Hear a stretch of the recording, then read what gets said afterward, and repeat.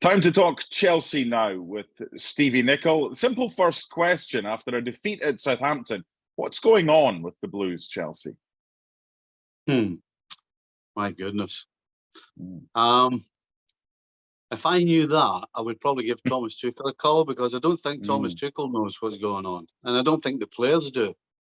You know, you talk about inconsistent, and a lot of the reasons that teams are inconsistent is when they're not quite certain what they're supposed to be doing. And I'm not so sure that that's not the case at Chelsea right now. You know, if we can start with the back line, I don't think Tuchel knows whether he should play a 3 or a 4. And if he doesn't know, then the players won't know either.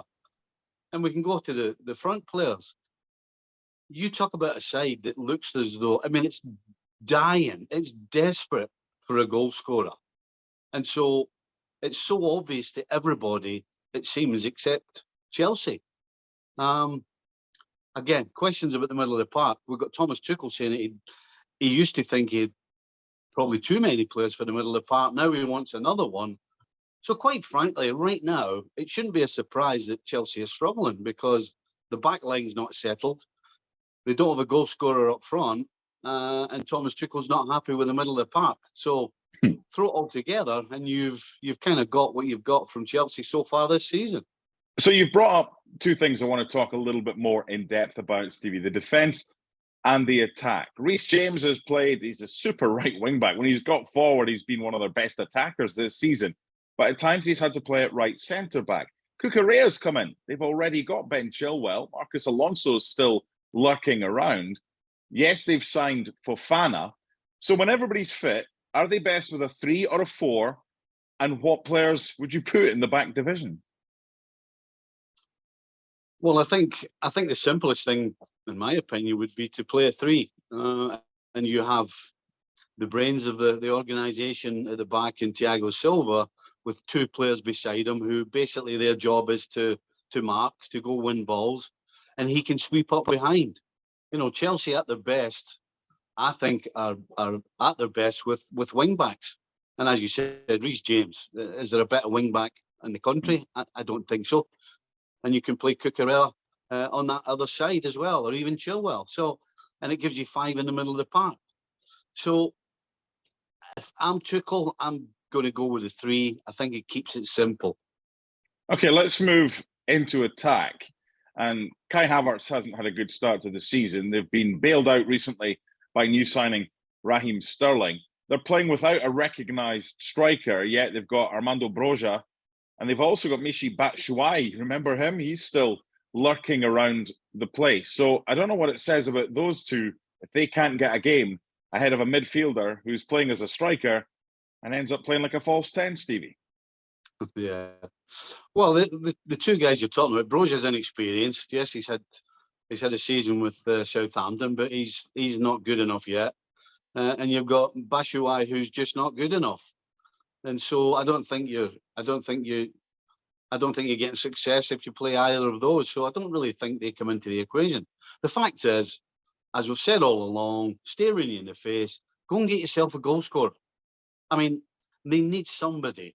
I mean, why don't you go and get Ronaldo? Or go and get Aubameyang? Just go and get somebody whose job is to put the ball in the back of the net. Because that's what this team's missing. And the longer they can play forever. In some games, they've been excellent the way they've passed the ball around. I'm thinking about Spurs, for example. You know, you talk about a great performance as far as possession, as far as dominating the game, but they didn't have anybody to put the ball in the back of the net. So, listen, with a guy who can score goals, if you play great, you'll score goals. And if you don't play well at all, then this guy's a goal scorer. He might nick you one. So it's staring them in the face. And I don't think this should be a surprise to anybody. You've got to go and buy somebody. And I don't care whether they can't run, as long as you get somebody who can stand in that penalty box and put the ball in the back of the net. That's what you do, because that's what you need. When they let Lukaku go, they knew that this was going to be an issue. We're now 5 games into the season, in the Premier League season. We're going into September. This isn't new. You've just said it. It's been staring them in the face. Who's culpable for this? Because we've seen they've got money to spend. They've just spent nearly 70 million on Fofana. They spent a fortune on Cucurella. they've shored up a kind of back line when everyone's saying it's goals that you need. So who's to blame for this? Quite honestly, I'm going to give them a little bit of a pass here, because I think the fact with the changeover with Abramovich and his staff, you know, when Abramovich and his staff were in charge, they didn't mess around. They didn't wait forever. They had plans and they acted when it was needed.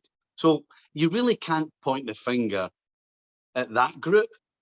But then when you have a new group coming in who have no experience as far as football's concerned, and they have to bring in a new staff, then this is where you get the problems. This is where you get uncertainty.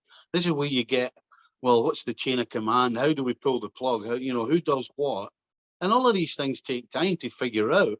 And unfortunately, Thomas Tuchel, as much as anybody, is the one that's sort of paying the price for the uncertainty, and certainly for the takeover, for the new owners.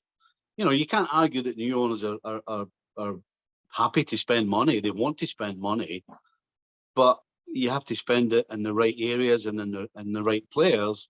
And when you don't have anybody who's specifically in charge of that right now, or with the takeover, then that's where your problem starts. So I'm kind of going to give Chelsea a little bit of a pass on this. Now, it doesn't help any when you're not getting results. And at the end of the day, that's all that fans look at.